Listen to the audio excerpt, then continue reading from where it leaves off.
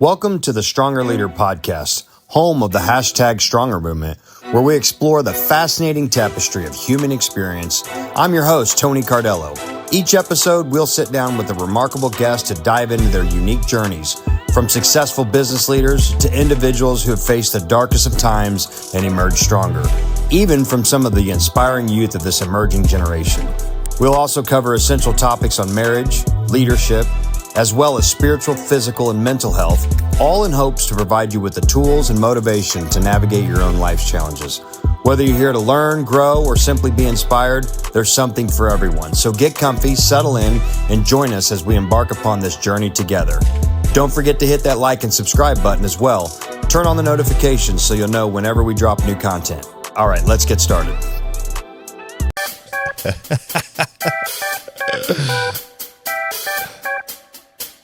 Welcome to another episode of the Stronger Leader Podcast. Your host, Tony Cardello, and the crowd goes wild. I'm in here with a longtime friend of mine, my man, the James Krause. We still go by that? Occasionally? Call me whatever you want. I love it.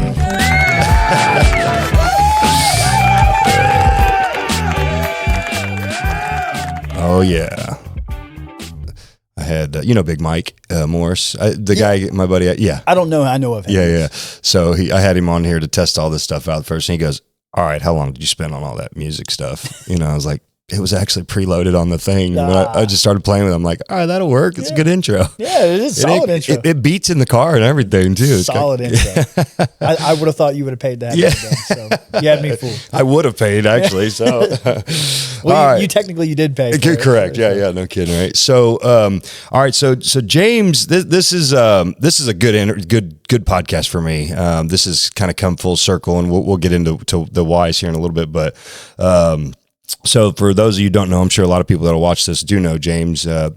James came up, I met him through the MMA world, spent a lot of time, many years in the fight community here in Kansas City. He was one of the pioneers, obviously, that kind of put it really on the map here in Kansas City. You've, a lot of people followed you. You brought a lot of mainstream eyes to it. And, you've been a ambassador for the sport. Very good. And then evolved into one hell of a businessman and just some stuff. And I won't steal your thunder on that, but I had Randy Smith on here the other day, and it was funny because he called, I guess he called you afterwards. Yeah.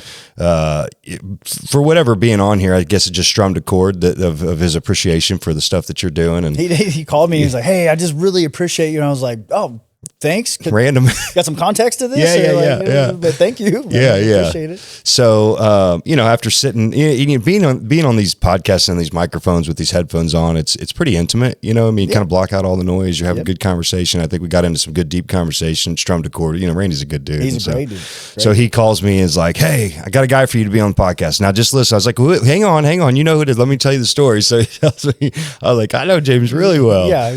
And I'm like, hell yeah, that'd be great. You'd be perfect to have on the show. Yeah, you fit all the characteristics, things we want. So. What's crazy is that morning, I think you guys posted a picture together. Possibly, yeah. I think you guys posted a picture together that morning, or it had to have been that morning. And I saw it. I was like, oh, that I'm sure that's a good show. And then he called me like an hour or two later. Yeah, that's great. Yeah, it was all kind of great full circle how it all. Oh yeah, for sure. And made the comment. Good people end up somehow being tied together somehow, right? Isn't that crazy? How like the older I get, it feels like you just kind of said it. The good people that are hustling, doing good stuff. They all kind of know each other, and it's not even they just seem to find each other somehow. Correct. Yeah. Yeah. You and I aren't connected like in our everyday lives, but we stay fairly connected. No, 100%. And it's like, I've had this conversation. I was talking with, my very good friend and business partner. It's difficult to hang out, or it's difficult to have relationships with like-minded people, especially like, for example, of course you and I consider you a friend. It's hard for us to hang out because you're so busy doing your stuff. I'm so busy doing my stuff. And it's like, if it's very difficult to hang out with like-minded person because they're busy doing their own thing. And it can be very, very difficult to find the time and the schedule and all that stuff, you know? So if you're like, I always say, if you want to hang out with me, come train or come be a part of what I'm doing, you know what I mean? 100%. Because I don't have any other free time. That's right. Yeah. That's good. And that's, you know, I think that for me, that's the personal side of having you on here was that it's a little bit of a social connection for us because we don't get to hang out. Yeah. You're exactly right. You're 100% right. And, you know, and I don't, because I'm so busy and you know, I don't take offense to it because I'm like, I get it. And you wouldn't. Yeah, right. And I don't either. You know what I mean? But people are like, oh, you're too busy for me. I'm like, well, I mean, since you put it that way, kind of. Yeah, I mean, I kind of am. If you want to piss me off, that's the surefire way to get me going is, oh, you're too busy for, like, good God, I'm not too busy for anyone. I'm not better than anyone. Yeah. I got a lot going on. And the other one, you forget where you came from. No, exactly. In fact, it's why I do what I do because I know exactly where I came from and I ain't going back. Yeah, that's exactly right. I have no desire to go back to where I came from. Like, you stay there all you want. You hold it down over there. Yeah, right. I don't want nothing to do with that. So. No, that's right. So, well, tell us, let's back up and, you know, I know a little bit of your childhood and I know it wasn't that you didn't have silver spoon perfect, you know, life wasn't perfect for you, man. You weren't dealt the most wonderful cards growing up and you've played a hand well. So start back in your childhood, man. Where'd you grow up? What'd you do? You know, were you big in sports? Just give us all the background of James Krause. Yeah. So growing up, my mom and dad divorced whenever I was 2. My dad's side of the family's from the East Coast. Mom's side of the family's from here. And growing up, man, I don't want to sit here and act like I had this sob story because at the time I didn't really know it was bad. You know what I mean? Like, I don't know. Like, I don't think I've ever asked somebody that had the kind of a rough upbringing. Like, at the time, did you know it was bad, or is that that's a good point? Yeah. Well, it's normal to you. Yeah, right. That's just all I knew. So I just thought that's how it was, you know? And then as I became a father, I look back and I was like, good Lord, some of the stuff I went through, I don't say went through, but you know, was a part of, seeing all that stuff that it's like, I would never, like, I can remember, and once again, listen, if you're listening at home and you know, and you don't know me, one of the last things I want to do is pitch a sob story. I'm not a victim. I'm not any of that stuff, but just, I do believe that some of the things I've gone through have shaped the person that I am. And it's undeniable. Absolutely. Yeah. So I'm not trying to, you know, tell a story that I'm some, you know, victim or anything like that. Cause I'm not, I truly believe I'm an average human being that works harder, that works well above average than most. Yeah. You know, that's a good way to put it. Yeah. 100%. And, so I was around drugs, alcohol.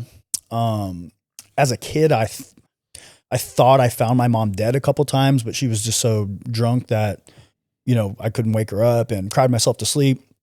I wake up and she's, you know, she is up and around and, you know, waking up on a. Do you remember like that moment where you like? Did you actually think she was dead? Mm-hmm. Yeah. Oh, wow. Twice. Yeah. Wow. Yep. Twice. And she wasn't, obviously, but you know, as a 7-year-old kid, you know what I mean? You just, how old are your kids? Tony's 10, so 10, 14, and 16. Yeah. So I have a 10-year-old and a 6-year-old, and my daughter's 10, and I can't. Well, I'll give you another one. Just waking up with no one there, and I lived out in the country, 4 miles away from town. You grew up in Odessa, right? Yeah, out country, Odessa. Yep.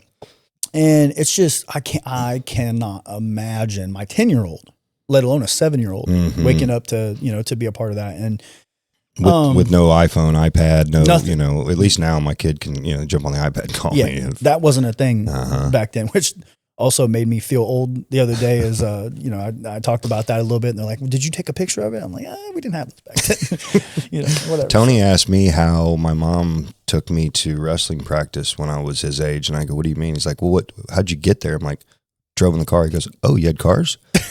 Legit story. Like, yeah, I did. I'm not that old. Oh gosh, yeah. That's but man, those kids will make you feel old. That's for sure. But yeah, I was around a lot of drugs, a lot of alcohol. We didn't have money. But I will say this. You know, I don't have a great relationship with my mother. Really, I don't have any relationship with my mother. But I think she was doing the best that she could with what she had, and it wasn't much, but I think one of the things that did help me was my dad's side of the family, very successful. And I got to visit them once a year, and I would go. And I would So when your parents divorced, did your dad go back to the East Coast, or? Yeah, so my mom actually left with me from the East Coast. So we were on the East Coast. Oh, that's where you were born in. I was born in Virginia. Got it. Okay. So she left me, left him and then took me. Got it. And I got to see a different life one time a year for about a week. Mm-hmm. And growing up, I didn't really realize the impact that had to shape the rest of my life. Cause it's like, I'd go back and it was so stupid. Like I can remember getting made fun of for wearing a seatbelt. Like I'd go with my dad and they're like, hey, you need to put your seatbelt on or whatever. I'm like, okay, we don't do that at home. Whatever, I'll put my seatbelt on. All right, no big deal. And I get home like, what are you wearing that seatbelt for, boy? Like, you dumbass. Like, what? Well, hold on a second. I'm just trying, can I be alive or is that stupid or what? Like, just things like that is, and once again, I don't want to paint this victim picture because it was also a different time. Things were a little bit more socially acceptable back then. I'm sure 100%. I'm sure you at some point you didn't probably wear a seatbelt. Maybe not. I don't know. Maybe that was just a me thing. Never did. Right. So I think that was just a little more socially acceptable at one point. But I got to see this different life, for about a week a year, and I liked it better. And I got to see the ocean. I got to see. I don't want to say money because it wasn't money. I got to see what freedom looked like. Yeah, right. Stability. Yes. Stability, consistency. Mm-hmm. And those things became very important to me. Very, very important, especially consistency, and I will, you know me well enough to know that like, I'm not for everyone, but every time you see me, I'm the same person. Absolutely. You know what I mean? Like, always have. You may not like me, but, and that's fine, but I'm the same guy every time you see me. So, and I think, that freedom, that consistency, and that stability became very important to me. And so I tried to obviously work into that at some point. So fast forward, I'm in college because that's what my dad wanted me to do. Where'd you go to school at? I went to Northern Virginia, and I dropped out, so I didn't graduate. I'm 5 credits shy of a degree. Got it. And I wanted to fight, and everybody thought I was crazy. And it wasn't about, I wasn't sitting over here saying like, I'm going to go make this thing. It was more of me being like, I hate going to school. Mm-hmm. It's a waste of my time. Mm-hmm. And I do think I was on the bandwagon. I think it's a little bit more acceptable now. But before, back in that day, it was like, if you wanted to do anything with your life, you had to go to college. Mm-hmm. And that's obviously not the case anymore. We have, I think a kid a couple of years ago won like a $60 million Fortnite tournament or something. There's different ways to make money. So, I knew that wasn't for me. I was sitting in a class getting taught, business professionalism from a person that's never owned a business before, getting taught things from someone that has no experience in that. They're reading from a book, and it's like, dude, like this is not what I want to do. And it's not only is it not what I want to do, it's not even applicable. Like I feel like 95% of what they teach in high school and college is completely useless. Like that's my opinion. I agree or disagree, whatever. Charlie Kirk was big on that too. Well, it's just the truth. And to his point, it's not an education, it's indoctrination. And it's so freaking true. It's like, who needs to know geometry? Right. There's 2 people on the planet that need to know geometry, and that's architect and geometry teachers. You know what I mean? Like, and okay, like I'm sure there's more than 2. Yeah, but go learn it. Take that to a trade. Trade, yeah, 100%. Anyway, I just knew that wasn't the path for me, so I quit. Let me add to that too. Yeah, go ahead. Just so that we, I don't want to villainize either one of us. If tell people don't go to college. As an employer. When I look at people that graduated college, the only credential that I look at is the fact that they stuck with it for 4 years. It gives me a little bit of insight into their ability to stick through tough stuff. I like that. That's it. I like that. That's fair. I don't even care what the degree was. It could be culinary. I really don't care. If you went to college, because I didn't. I didn't even finish high school. And I know that was a poor character trait that I had to develop of sitting in the pocket and sitting with shit and just being tough, right? Yeah. And so when I see those college degrees, so if you are going to college, don't abandon it. It's okay. It looks good on a resume for a guy like me who looks at it and says, hey, this guy was able to stick with something. if you're coming to get a job with me, I'm going to teach you all you need to know how to do the job. But that's most of the cases, right? Yeah, correct. 100%. If you want to be a doctor, you got to go to college. Right. Yeah. But the first 4 years are going to be But that's a trade school, really, if you look at it, being a doctor. Not the first 4 years. Right. It's a complete waste of time, right? Right. The last 4 years is a trade school, like what you're saying. Mm-hmm. So this is what I'm saying. It's all smoke and mirrors. It's not real. It's a money grab. Money grab, big time. And I do believe that there are things in college that you can learn, but I've owned numerous businesses and I went to college for business management. There's not a damn thing that I learned from college that I apply to today. Yeah. It's complete. It's a farce. It's not real. And most of those people haven't even owned businesses. Yeah. In fact, if you went to teach college, you could probably do a much better job at it. Oh, well, that's part of the problem that's kind of what you're doing now, right? A little bit of some of your stuff you're doing. Yeah. So we do educational things. Yeah. Yeah. We do a real estate coaching program. And really, that's just changed my life so much that I just feel the need to help other people, with that. Pay it forward. Yeah. Yeah. Mm-hmm. But it's so difficult for me to tell people to go to college. I'm not saying it's bad. But like I would ask, like, why are you going? What are you going for? And I do believe more times than not, it's a waste of time. Absolutely. I mean, how many, I can name you, if you line up 10 people and they all went to college, I would say on a good day, 2 of them are doing what they went for their degree for. That's one thing for sure. Yeah. You know what I mean? Uh-huh. Like, and I'm not saying there isn't social skills and critical thinking and things like that come from higher education, but I also think you can get those same things only better in experience in your field. Real world settings. Right. 100%. So anyway, I knew that wasn't for me, dropped out of college, started fighting. And I do feel like in Kansas City, I was like one of the first guys to say, hey, I'm going to do this fighting thing full time. I'm going to treat it like a job. Mm-hmm.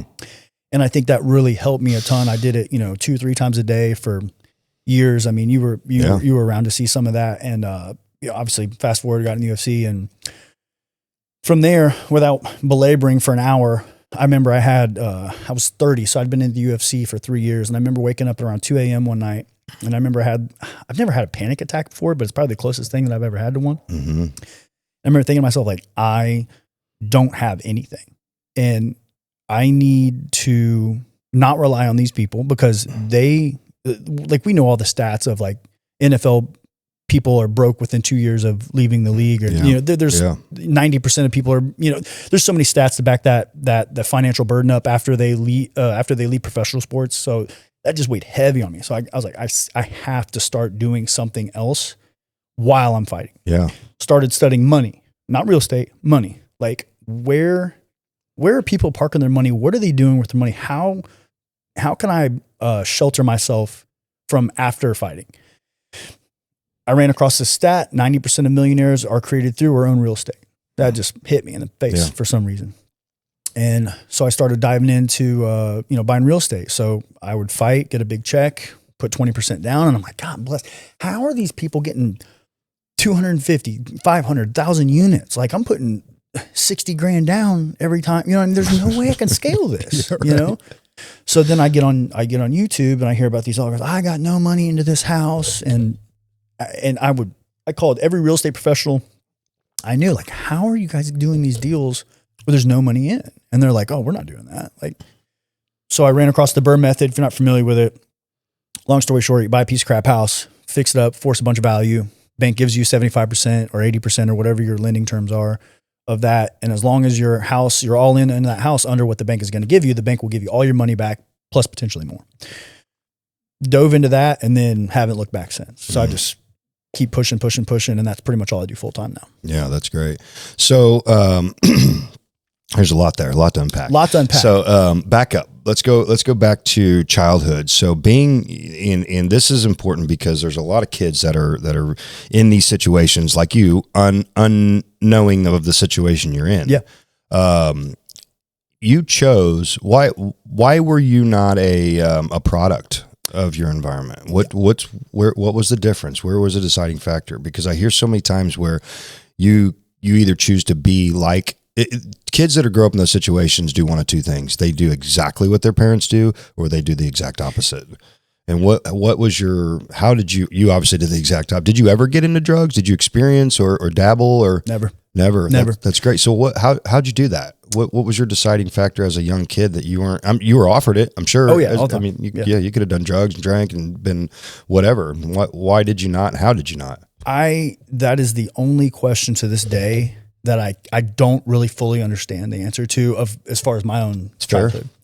And the only thing that I can think of is that week a year that I spent with my other family. They didn't do any of that stuff, and they were very successful, very driven, and they had a life that I wanted. And I will say this, one thing that I've always been good at is the art of emulation. And I think for you younger kids watching, if you're not sure what to do, or younger kids, anybody really, if you're not sure what to do and you're like, hey, I see this person over here and I like what they're doing, just start doing what they're doing. Absolutely. Be with their, and I don't mean that in the form of like, hey, steal their flow, steal their, but there's characteristics behind what that person is doing. Like, hey, is that person getting up at 5 a.m.?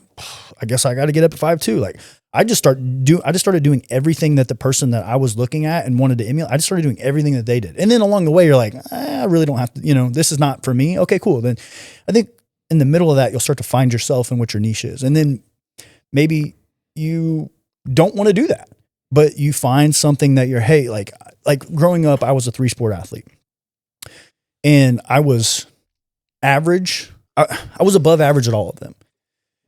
But like, I think that's very important for kids nowadays to do a bunch of different stuff to decide, hey, what is it? Even into your 20s, like mid 20 to 25, I think you should be trying to figure out, what do you want to do in life? Because there are so many people that go through life that have no freaking clue what they want to do. They're so busy, working for other people, and there's security in that, and in entrepreneurship, and that's Rich Dad Poor Dad. That 100%. Yeah, I love that book. But I do believe that 15 to 25, you should really be focusing on what it is that I want to do, and you're not going to find out what you want to do. You're going to find out what you don't want to do. That's true. You know what I mean? By doing. Yeah. And along the way, I think you'll find yourself. Yeah, that's great. The emulation stuff, I can appreciate that, because in the fight gym, I think I had some of the success I had was training with all you guys. We had some high level guys in the gym between you, Zach Cummings, people close enough to my size that could beat up on me, and it made me a ton better. Fighting and just watching you guys 3, 4, 5 days a week, you can't help but be good. You immerse yourself in a situation like that. You have to. That's here it's the old saying: you lie with the dogs, you catch the fleas, right? 100%. So whatever you want to fill the blank in, right? Yeah. Immerse yourself in that, and that's it. That's good business advice. That's exactly what I tell my people, especially like in sales. To just look at, you want to have success with this guy is the highest selling guy in our dealership. Just watch him every day. What's he do? Exactly what he does. He probably makes more calls than everybody. 100%. It's not luck. No, it's a volume game. He's probably just pushing more volume than everybody else, and he's probably got a good little niche that he's doing. Dude, what is he doing? You find it. Yeah, it's not hard. Yeah, 100%. Okay, so what sports did you play? What were your sports? Basketball, football, baseball growing up. And I wrestled 2 years. I sucked. And you sucked. Yeah, I remember you saying that a long time ago, which I thought was so funny, because you're awful. Not that in MMA. Well, what was that? So let me ask you this. All right. Naturally, if you're a wrestler like me, I wanted to fight because I was a wrestler, and it was a natural progression, right? You sucked at wrestling. You're like, hey, I think I want to fight. It's one of the most important elements of the fight game. And you said, so what was that? How'd you come to that conclusion? Great question. Probably one of my favorite ones to answer. Fighting to me is the primitive end of the road. For example, you and I can do this thing where we're in a disagreement. You're saying, hey, you owe me money. I said, no, I don't. Okay, cool. You're saying, hey, I'm stronger than you. Oh yeah, well, I'm faster than you. Oh yeah, you have more money than me, or blah, blah, blah, blah, blah. We can go back and forth, but it ends with, I'll whoop your ass. You know what I mean? Like, it's done with that. You can't top that, right? You got more money. I don't care. I'll whoop. You know what I mean? Yeah. Like, it stops with that. And for whatever reason, I was always drawn to that. I was always drawn to, and I don't mean like in a bully way, because you know me, like I'm not going looking for fights, but for me, that's part of being a man. Also, is being able to like defend my family. Capable. That's exactly right. I talked about this. Jordan Peterson says it. Did you ever hear that? 100%. Yeah, that's one of my most favorite. Yeah, you don't. And there was a guy. I did a video a long time ago. There was a guy that they interviewed. He was one of the most world renowned child sex predators. And they asked him, how do you choose your victims? I know exactly where it's going. And I look at the dad. If dad's weak, that's the kid I go after. I'm like, oh, gosh, so don't be weak. Yeah. And I want to be a strong, and this might be part of my childhood, love my dad, but he wasn't around a ton as a kid, and he was halfway across the country, but whatever, it's neither here nor there. Love him. We have a great relationship, but I didn't have a super positive male figure in my life. The consistency that you need. Yeah. Correct. Consistency. I did have male figures in my life. Consistency was what I was. Yeah. But I want to be that for my kids. And I think, like you said, capable, that's a big part of that. That's huge. Yeah. There's a springboard for capability. I think the more capable you are, the less action you'll take. Because you don't have to. Yeah, 100%. 100%. Like I had it's funny. I had a soccer dad threaten to beat me up a few weeks ago. And he was just, I don't know what his deal, like, me. I don't want to act like I'm the fighter that, like, me well enough to know that I do not go looking for trouble. Right. Guys, I am going to avoid it at all costs. Now, if you bring it to me, I got no problem. Like, I'm capable. Yeah. And this dude was just, he said something, he was like spouting off. And I remember the last thing he said was, like, I bet you won't come say that to my face. And I did. Yeah. And I went right next to him and put my hand on his shoulder. And I said exactly what I told him before. He didn't do anything. Yeah. And not capable, which was smart on his end. But like, it's the point is, I want to be that person that my kids or my lady or my friends or whatever, when shit hits the fan, people are going to look at me. Yeah. Right. In all regards. Everything. And I want my gravestone to say the most resourceful person I knew, the most useful person I knew. I love that. That's great. That reminds me of my dad. My dad got his education behind the barber chair. He's been cutting hairs for 60. He still does. He's 80. He'll be 80. Let's see, 80, 60 years, 83 this year. And he's been cutting. Yeah. Pops is putting in some work. Shoot. Let's see, 65 years now he's been cutting hair. Wow. Yeah. So, and been on the plaza for most of that career. So you can imagine doctors, lawyers, high education people, right, have all come through there. So he's got a lot of his education. So, being Italian, it's cliche, I got a guy, right? I got a guy. Well, I do. Because anything we want, I call my dad. Dad, I need a lug nut. I got a guy. It doesn't matter. I love being the guy that's got a guy. And I know you're the same way. I am. Yeah. And, I tell people all the time, especially in the car business, because I get a lot of people that call me and they'll ask, they'll ask me car questions, and then they'll buy a car somewhere else. And then it's like, next time they see me, they like try to not look at me. I'm like, hey, come here.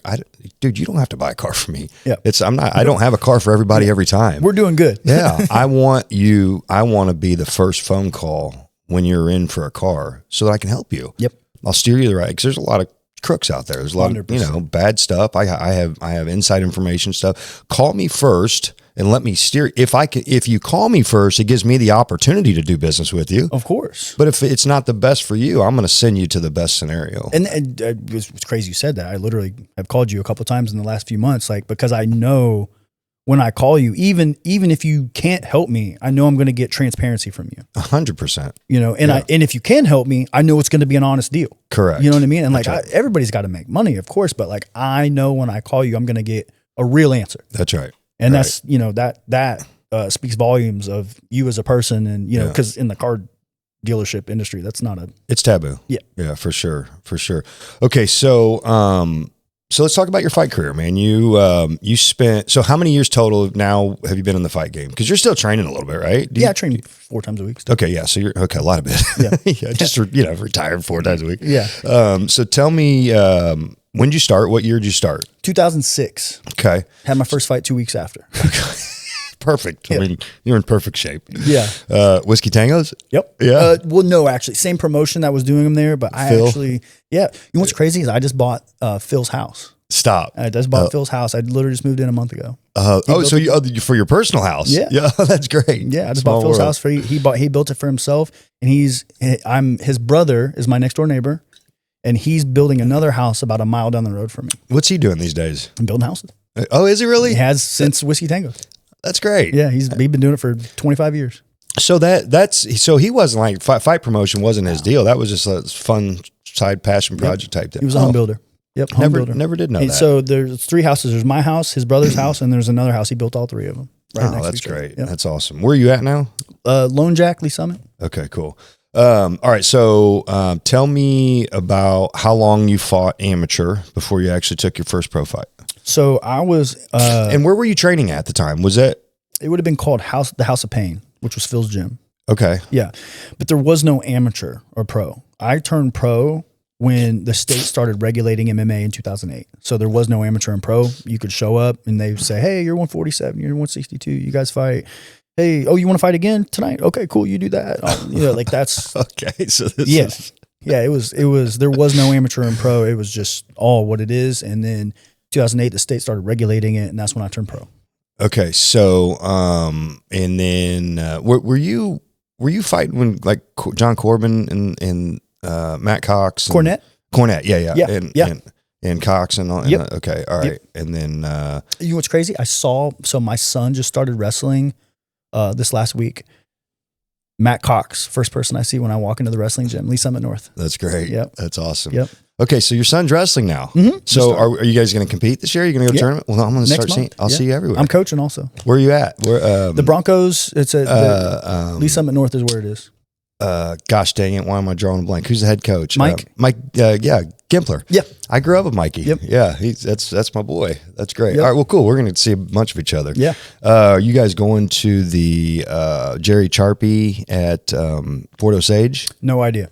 He said we start competing we're supposed to start mid-December. Yeah, So. you guys will probably go to the Fort Osage tournament, I'm sure. Yeah, I see Mikey everywhere. Okay, good. That's awesome. Yeah, That's I'm so excited for it. I'm more excited about coaching, being like a 8th assistant wrestling coach than I am anything else. Yeah, it's dude, I mean, coaching's fun. It's just giving back again, right? And then having your kid in there, it's even more fun, right? When we get done, I'll show you this technique dummy that I just bought for my son. It's this new wrestling dummy that came out, but it's like jointed and really, it's slick. I'll show it to you when we get done.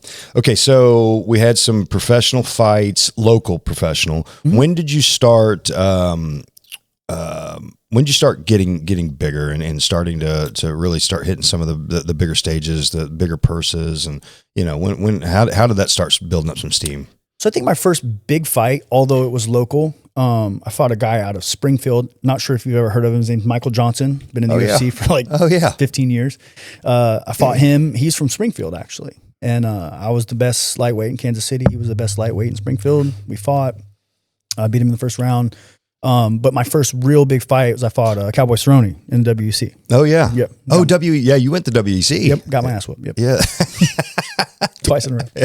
I fought Cerrone and I fought another guy named Ricardo Lamas. Both very good. Yeah. Had very successful UFC careers after that. Okay. So then you get a call for the I'm not the contender. Ultimate Fighter. Yeah. Yeah. So tell me about that. Yeah. So for those of you who don't know, it was a reality based show, like tournament style. All the guys are in a house and they're competing for a contract with the UFC, and so that's the premise of that. If you don't know, but anyway, so I'm going to tell you the real story because you're going straight to the good stuff. Okay, all right, back up. Yeah. So I after that I get signed to another organization called Bellator. Oh, I forgot all about that. Yeah. I took this fight on like 5 days notice. Which you were notorious for because you were always in shape and you're okay with it. I was. The problem is I was back at lightweight and I was cutting 30 plus pounds per fight to get there. So I cut 33 pounds in 5 days, almost died, got beat there. And then, so like what you'll see is a big. Who was that fight with? A guy named Toby Amata. Oh, Toby, yeah. Really veteran, probably has 70, 80 fights, vet, real tough dude. And what you'll see, guys, is like a pattern. And I just had this talk with a fighter a little while back about, that he had dropped kind of his first big fight. And I said, dude, you're good, bro. He's like, what do you mean? I might not get another one. I said, will you pull up my record real quick? And I was like, you see that loss right there? Yeah. I was like, that was my first big fight. But you see that one right there? Like, yep. That was my second big one. And there was like 5. You know what I mean? And I think the value that I bring to this world is, and I say this to people all the time, there is so much value in just not going away. Like you don't even have to be good. Like I think I'm a slightly above average, but I just don't go away. Mm-hmm. I think there's so much value to that. And I just hung around. And so it's that toughness we talk about. Yeah. Resilience, toughness, whatever label you want to slap it, annoyance sometimes, you know what I mean? Like it's whatever label you want to slap on it at the time. But you know how your kids sometimes they'll just pester you and like, Dad, can I buy this? Can I buy this? And I'm like, no, go away. And then, Dad, please. Oh, fine. Yes. You know what I mean? Like it works. Yeah. They just don't go away, you know? So then, I get onto I try out for the Ultimate Fighter. By the way, I tried out for that show probably 4 times. Oh, I did not know that. Oh yeah. I knew once. I didn't. So back then they had physical tryouts. You had to fly wherever you went. Like I remember flying to Chicago and there was like 800 people trying out for this show. We were there till 2 a.m. And, and I made the final cut and then didn't make the show. I was like, God bless, like, what do I got to do to get on this show? So I finally get a shot. I lose my fight to get in the house. I'm like, God, that was it. Is that the one where the headbutt? And, yep. Yeah, I remember that. Yeah, I caught I would say it's a headbutt, like a head collision where his head, he took a shot and I went to like sprawl his head, hit my chin. I don't remember any of it. I don't remember any of the fight. Caught you on the button. Yeah, I don't remember any of the fight at all. But that was another big opportunity I dropped. Yeah. And I finally, so I go back to the regional scene and I'm fighting on RFA, which would be like the equivalent of like LFA or Contender Series now. And I fight Toby Amata. I find him on the regional scene again, beat the dog shit out of him. There you go. Like I smashed a little him. redemption. Yeah. So at this point I was like 19-4. And I remember the UFC calls me and they say, hey, we want you to fight a guy named Norman Park in Ireland on 5 days. And it hurt me so bad. I said, guys, I've dropped every big opportunity that I've ever had because I wasn't prepared. Not because I'm not training, because I'm flying across the world. I'm doing these big weight cuts.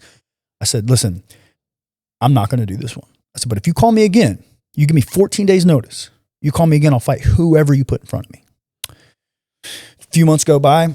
They call me to fight a guy named Sam Stout, who at the time, absolute monster. I remember this fight. He's still one of my favorite people in all of MMA, and called me on 16 days notice in his hometown in Canada. And I fly to Canada, and it was one of those nights where I was just so you guys all know, I got goosebumps running through my body right now because I remember watching that every second of that fight. I was locked in. I don't think there was any person that was beating me that night. I don't think so either. No, I don't think there's anybody that was beating me that night. I was locked in, and I'll tell a little side mission real quick. Talk about being locked in. I try to help like coach people and stuff like that. There's 3 factors you need to be locked in. What locked in means essentially, guys, is like you have the performance of your life. And whatever that means, it can be sale of your life. It can be anything, right? You need 3 things. You need first one is you need change in venue. It can't be in your normal place where you're training every day, right? So obviously we're in an arena with 20,000 people. So that's a change in venue. Yep. 2 is heightened sense of consequence, right? So like I can get knocked out. That's really bad. Like what that does is it kind of pushes that adrenaline a little bit to where it's not a normal setting to where, oh, I got hurt in practice, I'm okay. And then the last thing is you need a little bit of nerves. You got to be a little nervous. And so what I tell athletes, people, performance, whatever, is they say, I'm nervous. Listen, that's part of, or like, do you want to have the best performance of your life? Yes. Okay. Being nervous is a part of that. Like it is a requirement to have that. So fast forward, performance of my life, still probably my favorite. It's one of 2 favorite fights to this day. Like I said, I don't think there was very many people that were beating me that night. Double bonused, which has only been done a few times, and that night changed my life for sure.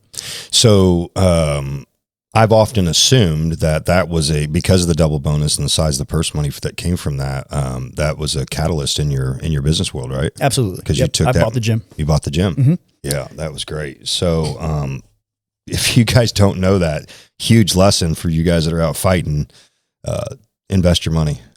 Like take your money and invest it, because the sports, the end comes fast. Yep. Especially a sport of this physicality. It does. Yeah. And that can mean so many different things, right? Like I just see all these fighters.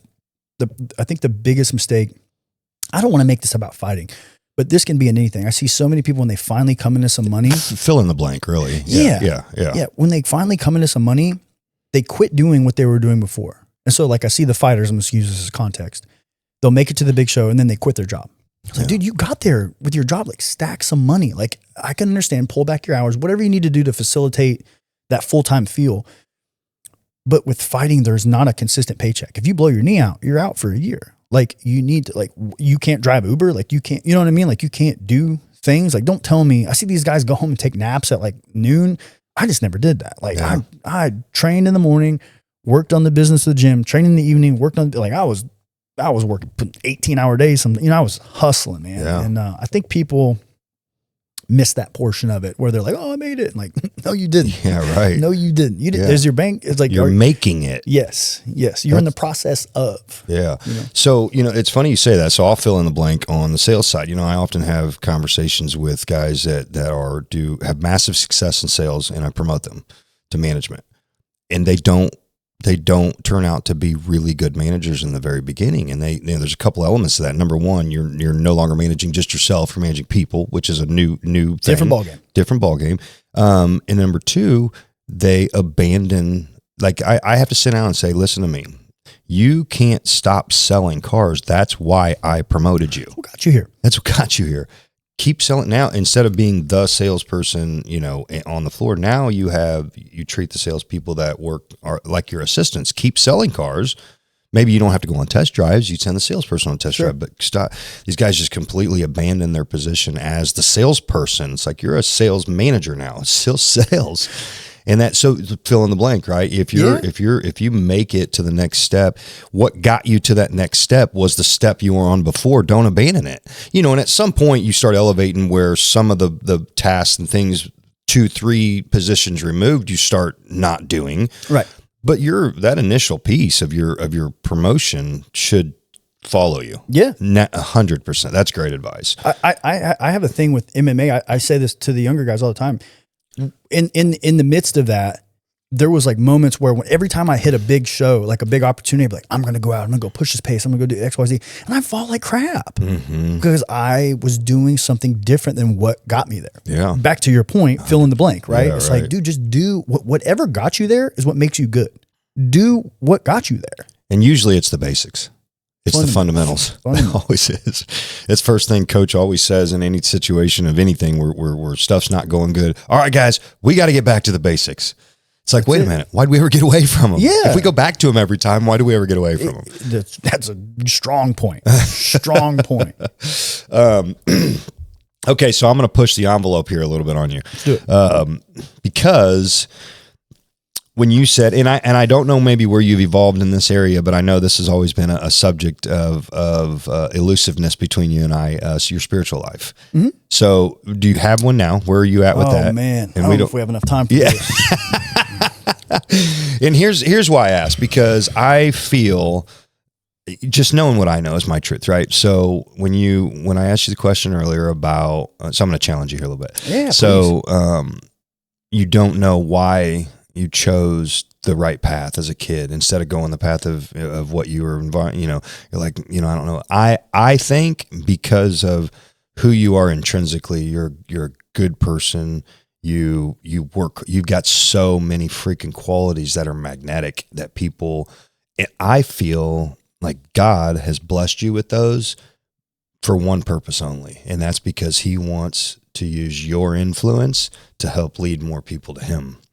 And I feel that if you come to grips one day that you have a tremendous amount of blessings that God's blessed you with because he wants to use you for kingdom work, because that's kind of like where I'm at in life. I feel like all the blessings that I've had and all the talent, skill sets that I have that make a draw. I'm charismatic and all that. Of course. People, I have influence, right? Yeah, absolutely. And I feel like God keeps blessing me because I continue to share the gospel and share those things. So tell me, that's what I feel, why you've had such a, I don't want to call it restoration because I don't think you were ever like really broken like I was, but you definitely have been blessed. Your life has been blessed. You've had a, no doubt. You definitely have had, in my opinion, you've had God in your life, and I think he's saving you for a purpose. You have a purpose, James. You want to talk about this? I do, 100%. Okay. Yeah.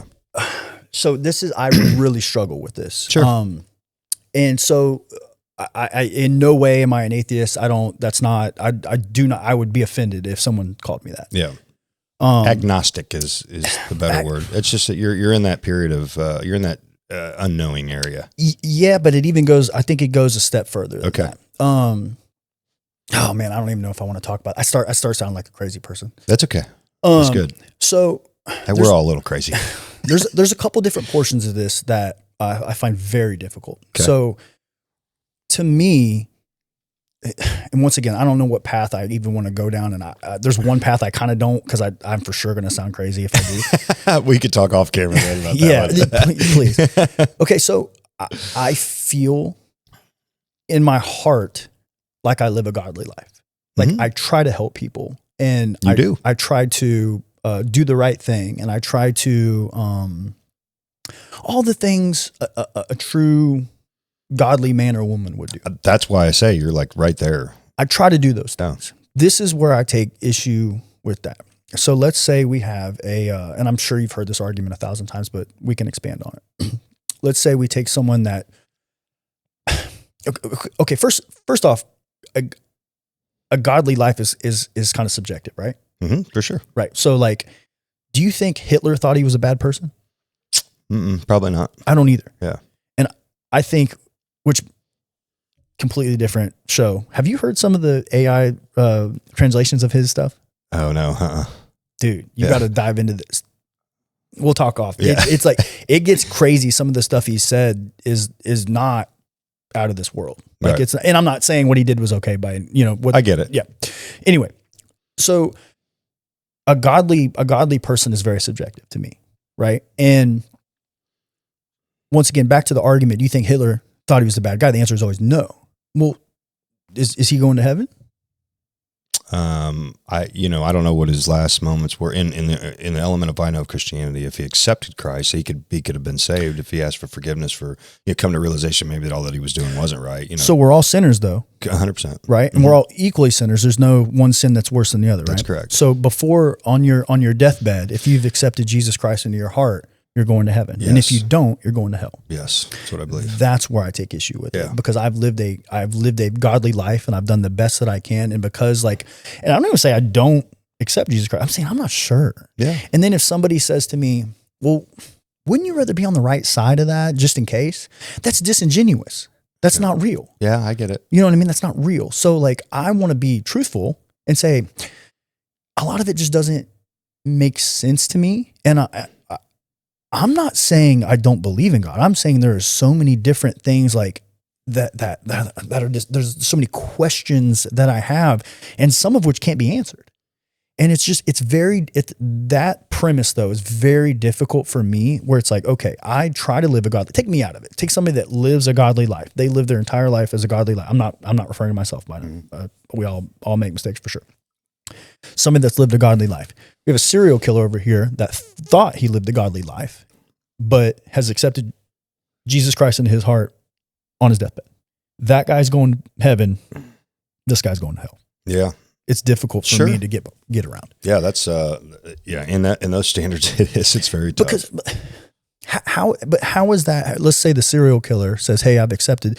That feels very disingenuous to me also, because I think an acceptance is living your life as such, not saying, "Hey, I believe," right? Mm-hmm.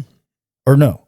So here's where I have engaged in this conversation a ton of times on this particular subject. So I know, and I'm going to speak from my own personal life. Of course. I know that, living like it's not fair, right? How does this guy get to live not godly all these years, and then right before he dies, accept Christ and go to heaven? And here I live godly all these years, and let's just say I've accepted Christ as a small child, and I had to live a godly life. I didn't get to party and partake in drugs and do all that because I chose not to in an early life. But the guy that did all those things and then at the very last minute decides to give his life, and he gets to go the same place I go, that seems unfair, right? And so the piece of that is, I can tell you the life that I lived before I accepted Christ was so massively stressful and so massively, it just was dark, man. It was dark. Can I ask you a question? Yeah. Is it possible to live a non-stressful, non-dark life without Jesus Christ in your life? Yeah, I suppose you can. And I think that with that, yeah, I mean, you are, right? You are. And so I don't like that. I don't like, I Well, feel you like know there's I do. I want to make it very clear to people that are watching. I don't want there to even be an insinuation that I'm an atheist, because that's not true. and you're not a hellion. Yes. So that, here, the piece of this. So, okay, you have questions unanswered. Some of it just doesn't make sense to me. Yeah, those are unanswered questions. So all I would say, because I don't think that I'm more equipped to help you like on the relational side. I don't know that I can necessarily help, because this is where faith comes in, right? It's blind faith. Faith is believing in the unseen, right? And that's when I have faith. Yeah, I believe in things that I don't have to see. That's right. So you have that muscle, right? Yeah, I can get behind that. That's at some point, that's the mystery of it. But I think that the Bible text itself, there are enough answers in there to draw a conclusion of the reality of it, and then the unanswered areas are kind of like, in my opinion, I just look at it as like those are the bonus questions that I get to get answered if I make it there, right? And so it's a little bit of a cop out, maybe. Yeah, but I think that there's a strength in that, for guys like you and I who are controlling, and we like to be in control of our destiny. We like to, 100%. I'm not going to be a victim. It's, my success is going to rise and fall on me, and it's my fault if it doesn't work, and it's my fault if it does work. And, 100%. And so that's where Christianity starts to become tough, because then you're like, well, in order to get into heaven, I got to rely on this guy. Okay. Let me ask you this. Do you think, and I don't know how much of this I will talk about this for hours. Yeah, if you I love it. Do you think that people, okay, let me ask you this. How much of Christianity do you think has been commercialized? Probably a lot. There's a lot of, more than half? I wouldn't even know how to put a number on that, but when you say commercialized, are you talking about like monetized and everything else? Sure. There's definitely an element to it. Yeah. I just had a conversation with a guy that, works for a company called Sports Life Wrestling, and it is a full blown, ministry that's tied to wrestling, obviously. And, wanted donations and I had an adverse, sort of opinion of the perception of everything. And I'm bold. So I spoke, and the guy he was on my podcast when I had a conversation, a very direct conversation with him. And I felt like we had a good enough relationship to have this, and he totally understood my perception of how, so I think that with the timing is wrong and it's not done, it can seem disingenuous. It can seem like a money grab. And unfortunately, some of those are. I think a lot of them are. Yeah. That's for sure. This is not a spirituality issue. This is a religious issue, though, that I take. Yeah. Right. Heavily. I'm not religious. I'm spiritual. Yeah. Yes. Spiritual. So let me go in on this piece. So I look at, so back up. Have you ever went to a restaurant and had bad food? Sure. You just don't go back. You don't quit eating. Yeah. You know what I mean? Yeah.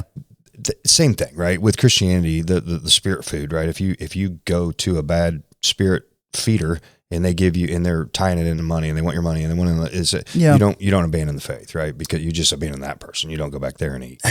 So I understand your comparison. It's a slightly flawed comparison, but yeah, I understand where you're coming from. I do. Simple. It's very simple. Yeah, I get it.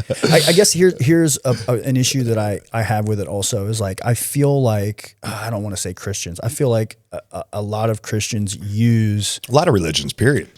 Yeah. Okay. Yep. You're right. Yep. Mm-hmm. They use religion as a way to take their problems and put it in a bucket. Like, it's in God's plan. It's in God's plan. Like, no, you're an asshole.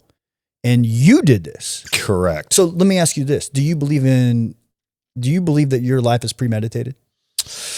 I think that Or you have free will? You have free will. I think that this is where the infiniteness of his wisdom is where we can't. It's very subjective here, right? Correct. In the yes. Bible. So I almost, this way that I've always looked at it personally is like, it's like one of those choose your own adventure books. Yeah. Where all the paths have been written. He allows us to choose, like, here, if you want to go, this is what's going to happen. He already knows what's going to happen, but allows us to pick it. Yeah. But it doesn't. The problem is, and I can't give you verse, but the problem is there are parts of the Bible that don't say it like that. That it's not subjective. There is no free will. It is premeditated. Your life is set, right? Yeah. It's I don't. This is where my theological expertise gets. So this is where it gets shaky for me. It's like everything's subjective, and it's like your opinion. So now I have my entire life and my beliefs are based on what somebody else's opinion is of this thing. Like that's almost like saying, "Hey, do we like James Krause?" Like, who are you asking? Yeah, right. Like, am I asking Tony? Am I asking, you know what I mean? Like, who am I asking? Sure. Some people are going to give you mixed reviews. And it's so subjective for me.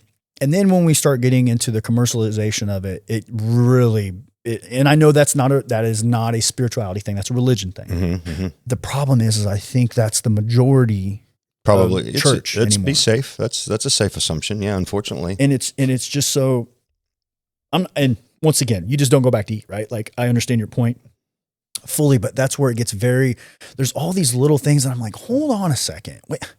Like, and another thing is like, I've never really had anybody able to have a real, and then we don't have enough time to have this full conversation, obviously, but like, I've never had anybody be able to sit down and give me answers. It's like, no, you just got to believe it. No, I'm not going to. Give me answers. I need answers. I'm an ESTJ. If you guys are into Myers-Briggs personality, if you do the DISC profile, I'm a 99D, which means I am a driver. I am logical. I need to know everything in logic. I do have faith. I don't know how electricity works. I don't see it, but I believe it. You know what I mean? I understand faith. I get that. I'm tired of hearing that.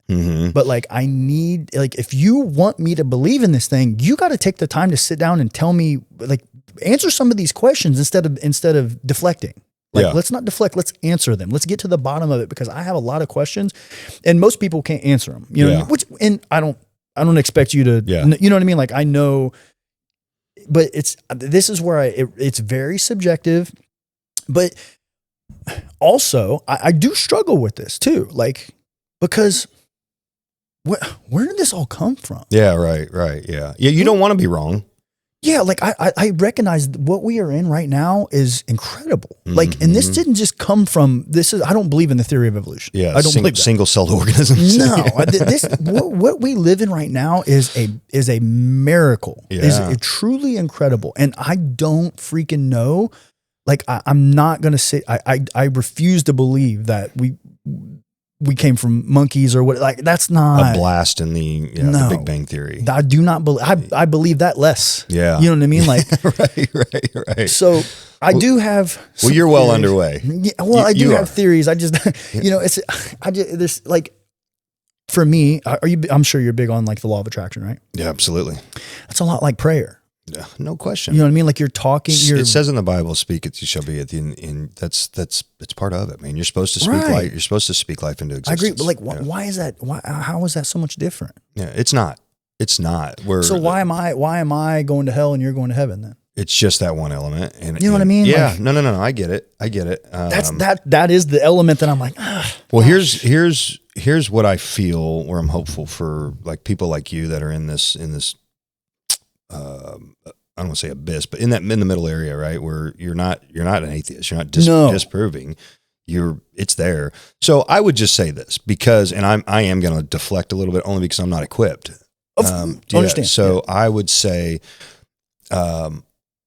as your friend, I know it to be truth, and I don't know why, right? I just do. And because of the life I've experienced, the blessing I've had from where I came from, where I am, it's only, and I heard the audible voice of God that night in the hotel room telling me to go home. Either that or I was just so high I was hearing voices, which could be too.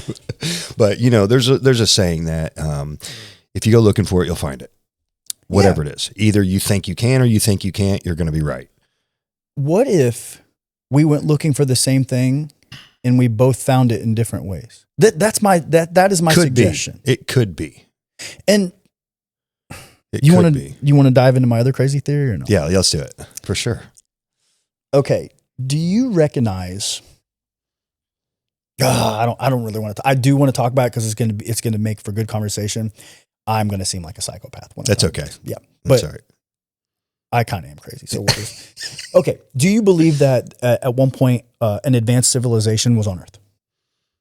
Man, you know, far smarter than we are today. almost has to have been. Right. Come on. Pyramids, like laser cut. Yes. Like almost has the to have symmetry been. with the stars, the moon. Almost has to have been.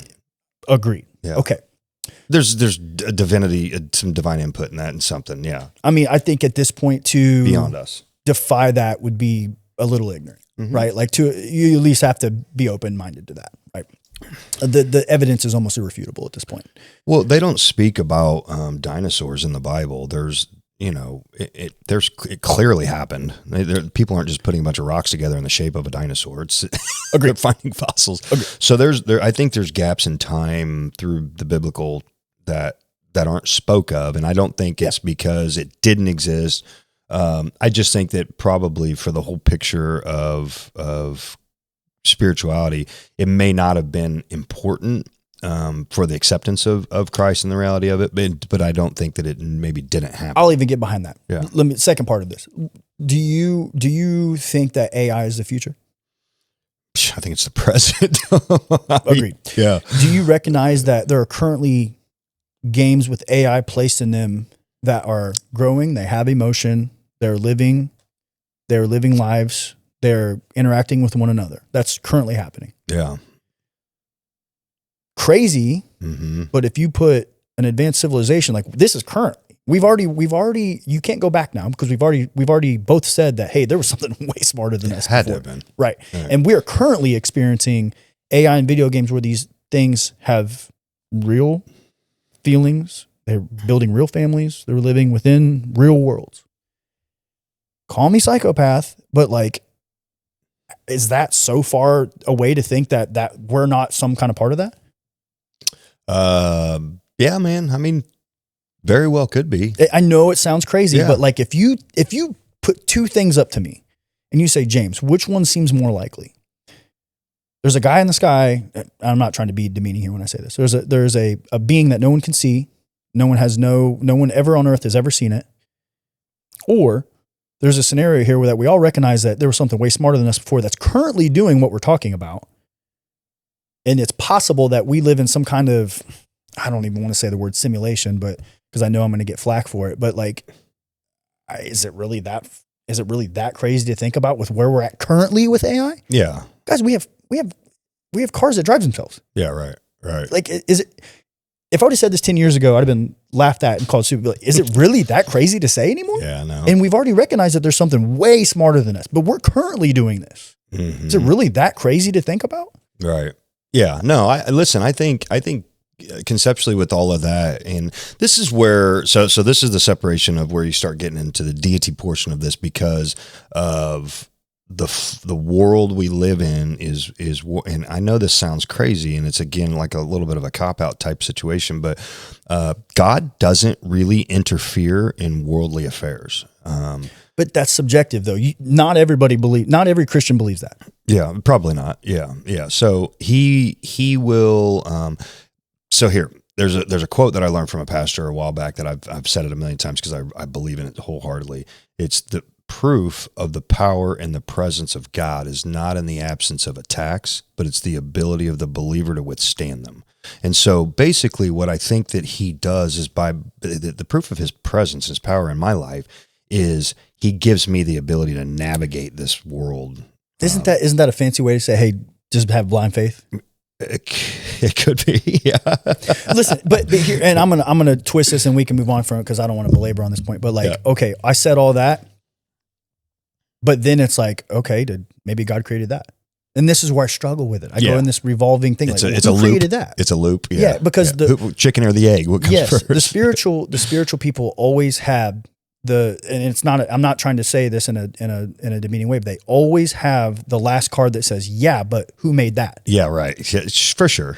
And that's where I struggle. But that could be the truth, right? That could be, because it's the, I'll whoop your ass. Yeah. He made it. Once again, I don't freak out. I don't know. And my issue is like, there's a couple things with religion religion and spirituality that I really struggle with. One is there doesn't seem to be any consistency. There's so many subjective things, and your opinion and another Christian have a different opinion. Yeah.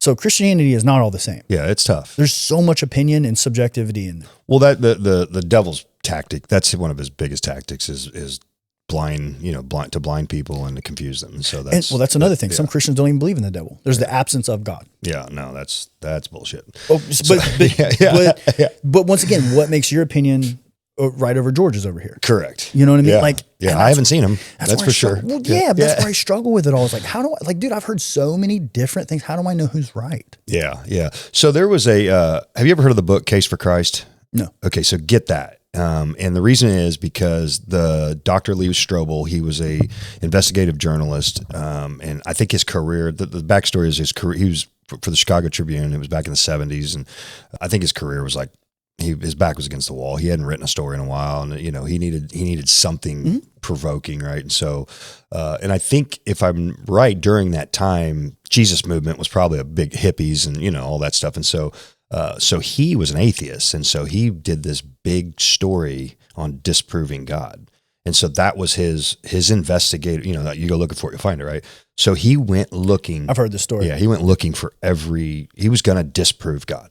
Use all of his knowledge and investigate, and he came upon Christ, and that's the Case for Christ. And so it's a good read to understand kind of the sequence of, and he dove, like traveled the world and interviewing people. And I want to make this clear again. Anybody listening, like, first of all, I don't care if you like me or you agree or disagree. Like, I don't want to come across as like I don't believe in God. Because there are many, I feel like if you said, James, I want you to make an argument that God's real, I could go do that. Mm-hmm. But then on the other side, like, I feel like I can make a strong case for that too. Yeah, and it's just like, I just need some, for me, and once again, like, have you and I really, other than this one tiny, like, if there's a movie, imagine this is where it gets me, is imagine you and I are watching a movie. And then you and I go, somebody says after the movie, we walk out of the movie theater and somebody says, hey, describe this movie to me. And you and I tell the exact same story. And we leave out literally like a 30-second tidbit of the movie. Is it really that? You know what I mean? Like, are we that different? Mm-hmm. And that's where I struggle with it, is because, like, I don't want to say you specifically, but you as the Christian are better than me. Mm-hmm. And I am not, because I left out a 30-second clip of the movie. But we're telling the same exact story of the movie. Yeah. Yeah. So for me, I think my conviction to even have this conversation with you,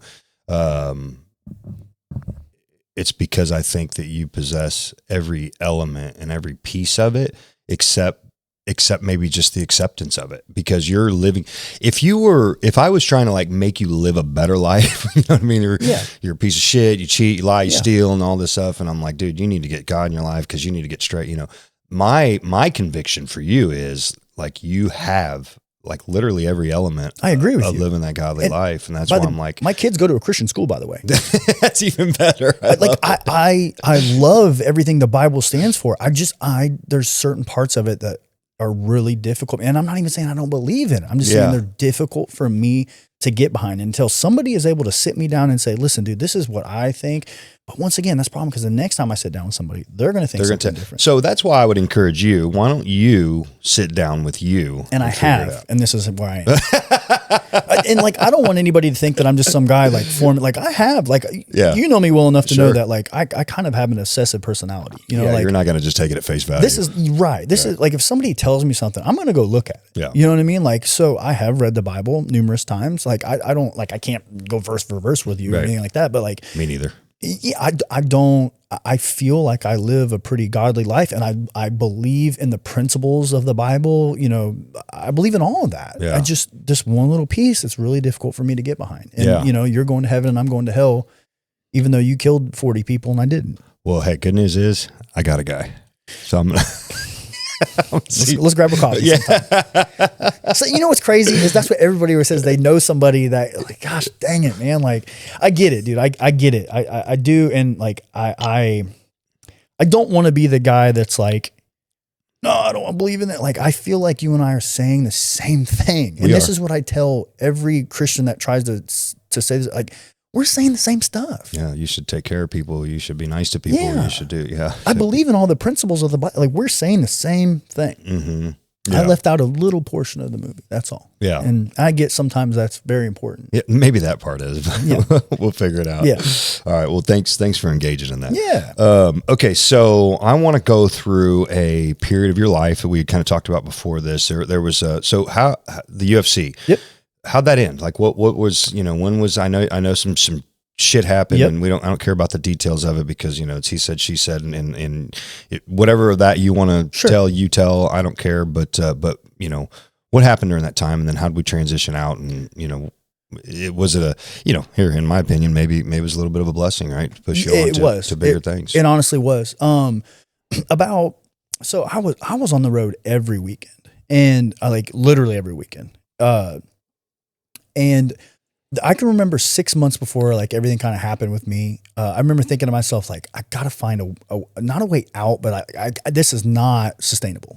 I cannot do this. I'm miserable.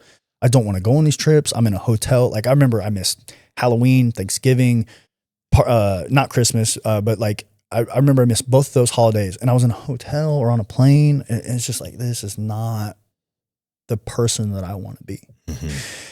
And all this stuff happened. Essentially, they said, I can't coach anymore or whatever. Okay, cool. And I could have fought it. And there was other people involved. They're all back fighting and stuff. I just didn't even fight it. I don't care. In my head, I'm like, let's just move on. Yeah. Blessing. So then I just transitioned full time into real estate, which I was already doing anyway, just on a lighter level because I was gone so much. So, did anything ever come of all that? Or you Zero. they just kind of hey, Nothing. It's done. You don't do this and you go on your way. We'll go on our way and we're good. Yeah. Yeah. Okay. Nothing ever came, nothing legal. Okay. No, zero, none. And, I didn't even, I was like, this is a great opportunity for me to walk away and start another path. And once again, the other people that were they're back to fighting and stuff like that. So I didn't even, I just didn't want to, it was a great time for me to walk away and kind of continue down my path. It was and a natural break. I took that as such and was like, dude, and I've been asked hey, you coming? Nope. I have no desire to come back and I do not want to do it, will not do it. And I've already moved on from that and I have no desire to go back to it. Mm-hmm. Are you, how old are you now? 39. Yeah. You're holy shit. Yeah. 39, 40 in June. Gosh dang, James. Trying to think how old I was. Well, let's see. What year did you buy the gym? 13. So it would have been, a couple years before that. So maybe 20. So man, we've known each other for about 15 years now. Yeah. Yeah. It's pretty crazy. Yeah. Yeah. So, all right. So I want to back up because there was a period, and then this is what's cool about our friendship now. There was a period in time where, I don't know that you necessarily cared for me in the gym and, for whatever reason. And, you want to talk about it? Yeah. Yeah. I'll tell sure. you. I think this was a massive, a massive fault of my own in my youth. And that is I had a very difficult time, and you weren't the only one, by the way. I had a very difficult time that people that came in super fast and it was almost like they hadn't paid their dues. Uh-huh. You know what I mean? You hadn't put the work in that I'd put in and you were coming in fast. And I had a massive problem with that. And, I've gotten so much better at that anymore that it's dude, let them, and knowing you now, I'm like, dude, he was only trying to help, there was never any ill will or anything like that, but especially with the sport of MMA. I had this thing with MMA. I was like, no, you need to put the same dues in that I did to get the same recognition that I do. Yeah. And that's not true. These kids now are making it into the UFC at a quarter of the time that I did. You know what I mean? It's like, dude, get over it, dude. Yeah. You know what I mean? And, that was a mistake on my end in my youth of thinking that I was owed, maybe I wasn't owed anything. I was owed recognition, or you had to pay a certain price that I had paid. It's fair. But it's not, you know what I mean? It's not fair. And, that was my own issues and my own problems. And, that's, it's something I've definitely worked on. Cause it's just immaturity. You know what I mean? It's immaturity. So what do you think at what point then? So this is good. This is good for people to understand too. It's good. It's healthy for me too, to know. Cause I was wondering kind of what I did back then, but, so what do you, So what do you tell a guy like yourself, a young guy, a new guy coming to the gym? You know, how do you receive them? Like what's different now? If you could tell your younger self back then and give yourself some advice. New guy comes to the gym, hard, heavy. Am I advising myself or you? Yourself. Yeah, just dude, no one gives a shit what you think. Like, you know what I mean? Like, no one cares. Live your life. Worry about your damn self. This is what I tell my son this all the time. Well, so-and-so, I don't care. Worry about yourself, dude. Like, who cares? Listen, the one thing I do know is if you're doing something, especially in the sport of MMA or anything high level, the truth will come out. Yeah. Right? There's no lying at high level sales. There's no lying on those mats. That's right. You know what I'm saying? Yeah. Like, you may get one sale. You may get two sales, but at some point, if there's a flaw in your system, it'll come out. Yeah, and you know that on the mats too. Yeah. Like, you may get a win, you may get, the truth will always come out. And I don't mean that for anybody else outside. I mean that for me. And that's all you need to care about, really, because if you're putting energy into anybody else and what they're doing, you're wasting time that you could be putting to yourself. That's right. That's good advice. And that was, once again, that was my fault. Like, there was like a certain level of entitlement that I don't know if I thought that I was owed something, or it was like you had to pay the same price that I did, or it was extreme immaturity on my end, because now it's like everybody else is coming in and they're like, everybody's doing it in a tenth of the time that I did it. And, you know, I can't be mad all the time. So what was your turning point for just specifically our relationship? What was the turning point? Where did you decide all right, I kind of like you? I think, this is going to sound bad. Like, you stepped out of MMA, and that's not why, but like we had a break where we didn't talk for probably a couple of years. You know what I mean? And then, you reached out to me about something. I can't remember what it was. And I remember having a conversation with you, and I remember getting off the phone with you, and I was like, son of a bitch, I was a dick to him. And he was super nice to me just now after years of me being an asshole to him. You know what I mean? And like he has no reason to be nice to me at all. And I remember thinking to myself, like, I gotta do something to, and I called you or I texted you back, and I can't remember. I was like, man, I gotta make this right. You know what I mean? And, I probably should have just apologized instead of, you know, I can't remember exactly what I did, but I remember thinking to myself, like, I've been an asshole to this guy for a long time, and I need to fix this in your own way. You know what I mean? Yeah. And, so you had no reason to be nice to me at all. And you helped me with something. I can't remember what it was. It wasn't anything big at all. And that's what made it even more impressive, was it was something so stupid, so small that I probably could have got it somewhere else. And you called me, you reached out, you didn't need anything. And you were like, hey man, like, I don't know if you're just checking on me or what it was. It was something so minute. And I was like, dude, he has no reason to be nice to me at all.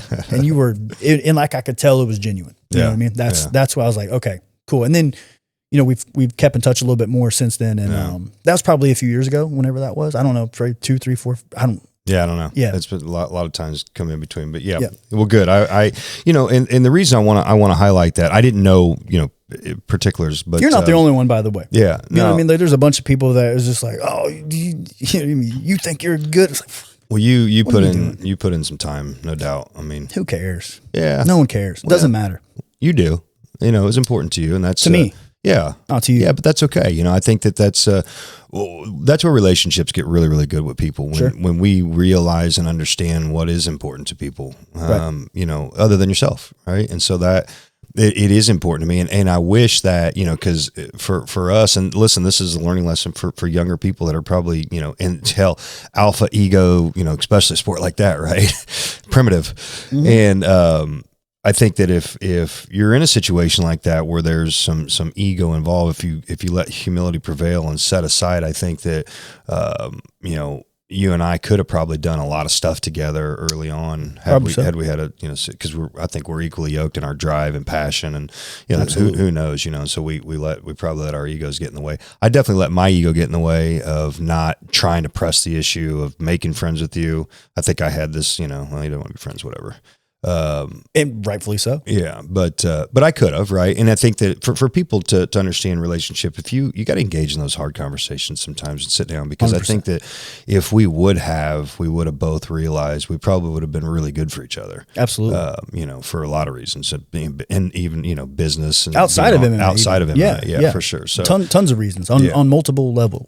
Right. So and I remember, when you were going through stuff with the Shin, I don't even know if you ever remember, I just shot you a text out of the blue, like, hey, if you need anything, I'm here for you, and no response, but it didn't matter. It's just knowing I'm there. And I think that probably hearing a little bit of your story now and understanding what makes you tick, I think that the other draw you probably have towards me is that consistency. I've been the same person. Absolutely. Always, right? You are.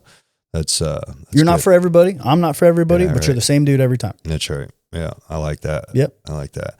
Okay. So, brag on yourself for a minute here. Tell us about your real estate career after MMA. You've gone on to, be pretty successful, man. And it wasn't, an overnight thing, man. It's been one purchase at a time, and, go into some of that. What's that look like? So, I've kind of put together a little team. We have, so how'd it start? You bought your first house?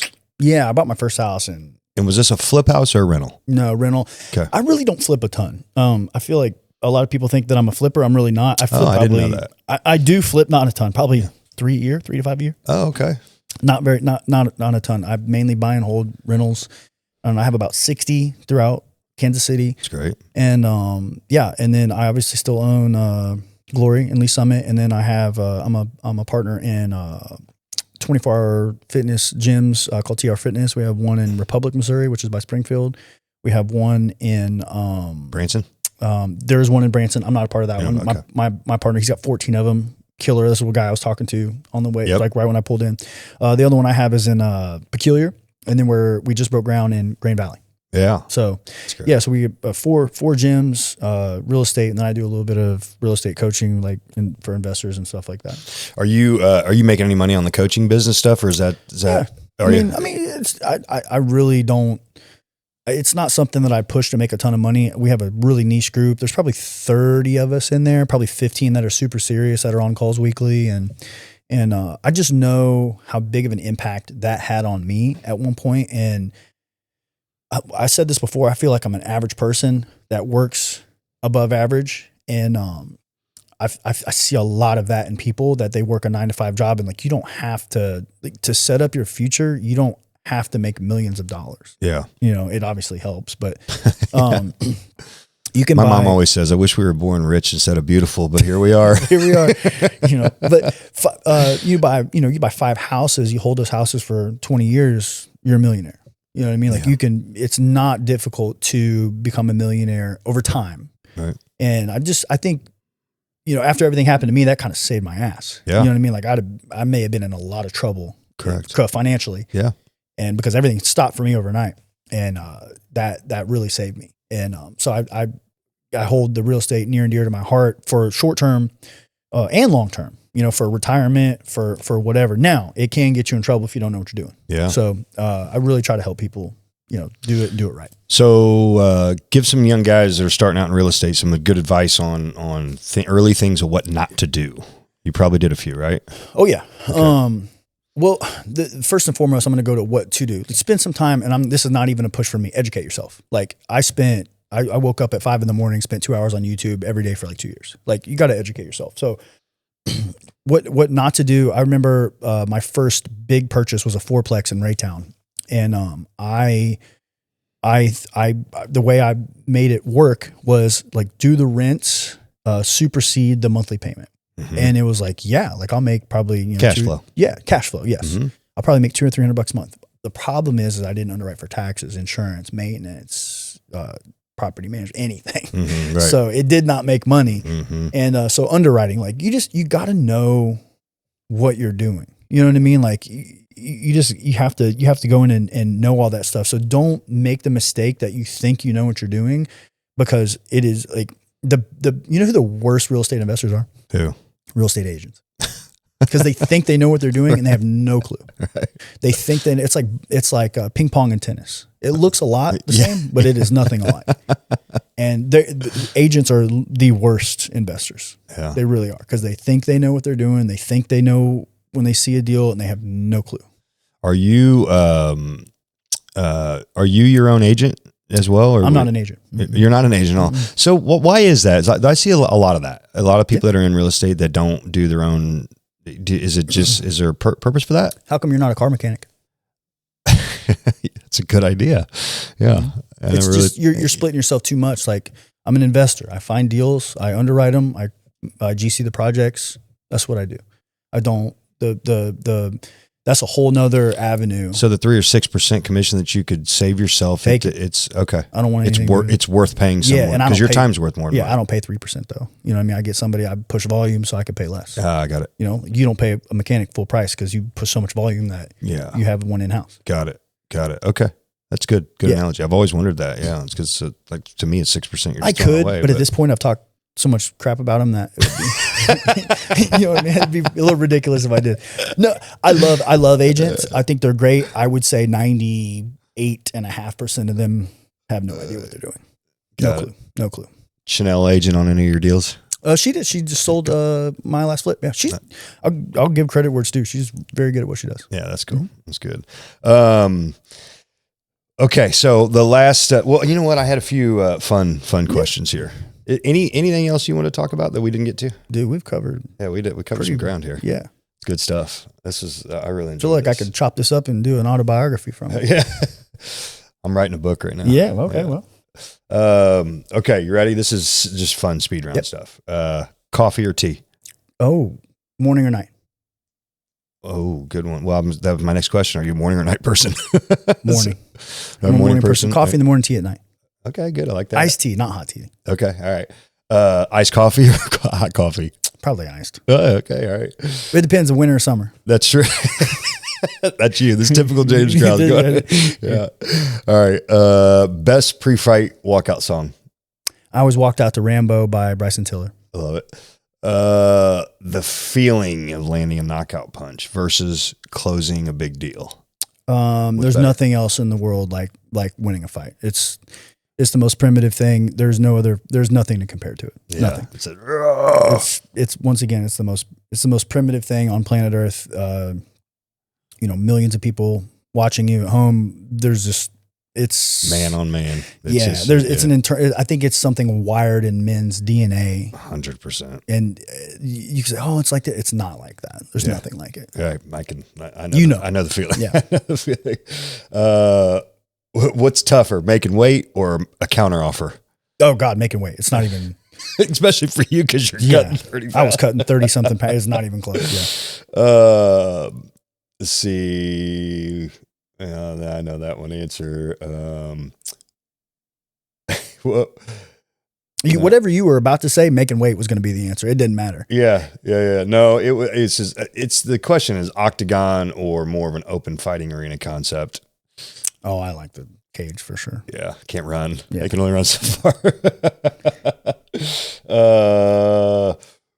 No, not that one. That's boring. What do you like more, an intense stare down or an intense negotiation?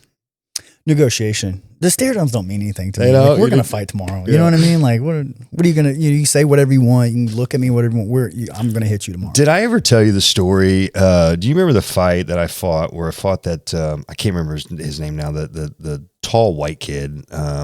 He had me in the rear naked choke in the very, very first part. You probably don't remember the fight. You cornered me on this one. So he was like 18, 19, and I squared off and I got real close to him, in the weigh-ins, and I said, I'm going to whoop your ass like you didn't make your bed, kid. and he went out there and I do this rollout, like one of the Mike Tyson, hooks, and just smoked him, went straight down. And I got on top and started beating him. And somehow this kid, through that exchange, he ends up on my back. Yeah. I don't know how it happens. And I'm going out, right? And everybody's yelling and screaming. All I remember, and I just talked so much shit to this kid, right? Yep. So I just tucked my chin down, and just started working my way out of this thing a little bit at a time. And I got on top and just beat the brakes off of him. But I remember I was like, this punk's going to choke me I out. cannot lose. That's how I feel about becoming a real estate agent. Like that exact analogy. I can't do it. It's just, I've said too many things. Oh yeah. It's just the fire you get. Oh yeah. Okay. If you could use your fight nickname as a realtor, what would your realtor nickname, your real estate nickname be? Probably still the Jamie. I hate that. I hate that so much. I don't know. That's a tough one. I don't know. That I don't know. All right, you're gonna have to think about that one. How do you handle rejection? Oh man, I've been rejected my whole life. That's another. This is a whole piece of advice in itself. Is like, get used to being told no. Like what? Yeah. I've been told no my whole life. Like what? I guess somebody else's opinion doesn't have to be your reality. That's right. You know what I mean? Yeah. Like a no doesn't bother me at all. I get no's all the time. I always tell people you're one no away from yes. That's just, you don't know which one. The last few deals I've gotten have been seriously 6 months worth of no's. And then finally, remember we talked about the kids like, Dad, can I get this? And that's how I am. I just don't go away. Yeah, like, that's right. Fine. Just send me the contract. Yeah. All right. Yeah, done. Send your email. Perfect. Favorite submission? Guillotine. Yeah, of course I knew that. You're wicked. Yeah. All right, man. Last question. I kind of prepped you for this one.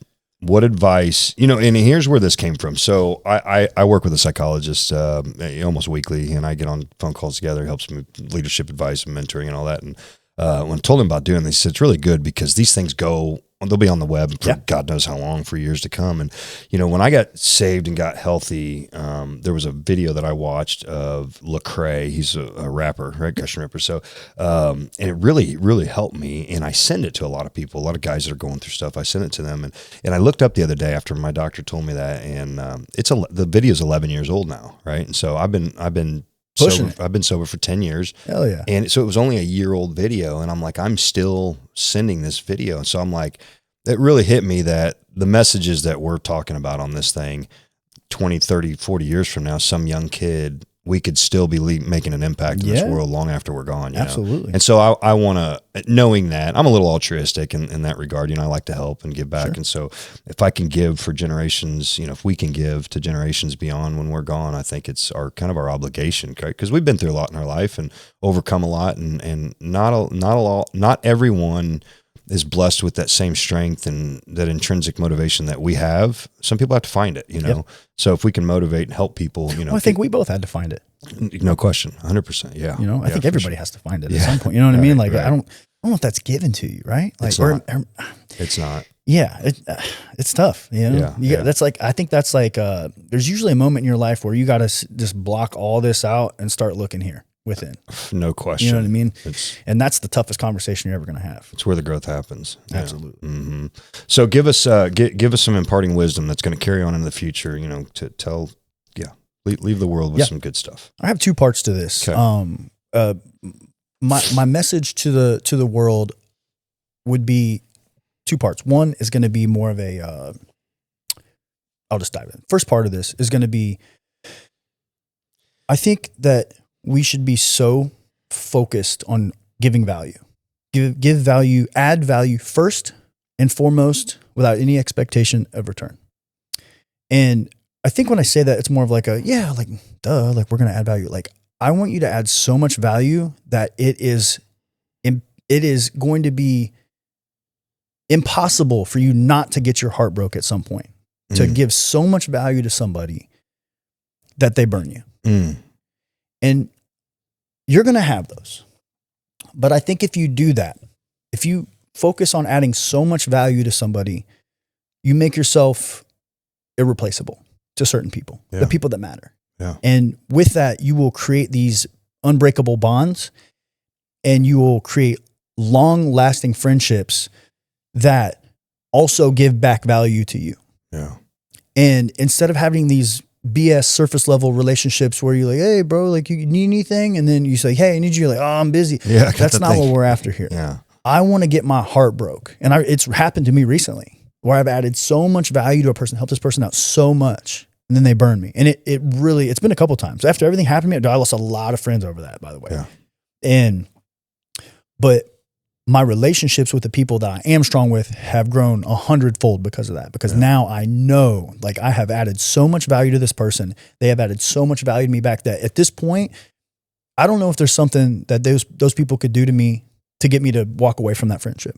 You know, there's not much. You know what I mean? Mm-hmm. And so that's my advice is focus on giving first, because smart people understand the art of reciprocation.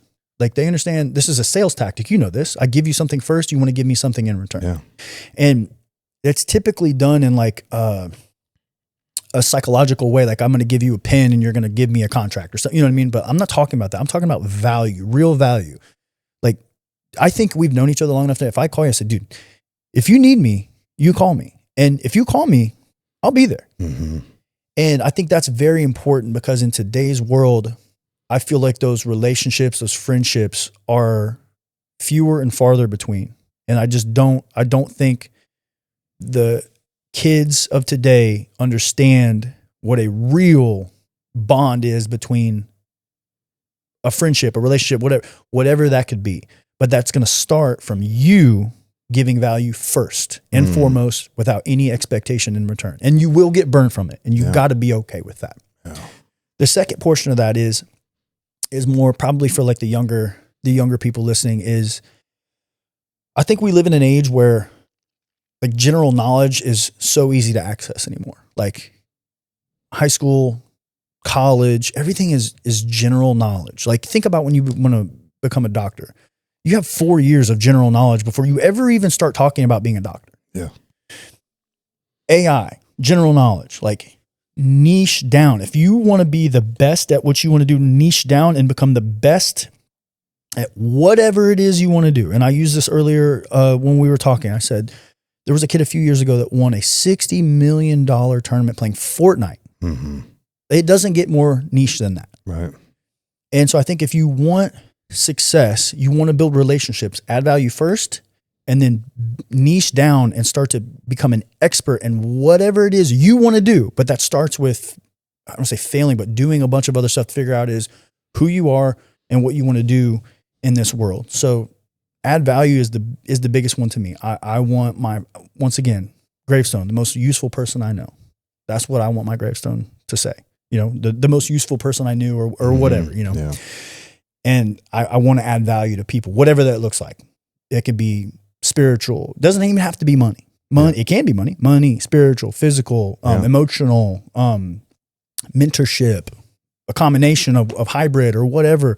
That comes from giving people your time, energy, and effort without anything in return. And if we go back to what we were talking about, you're like, when did you like me?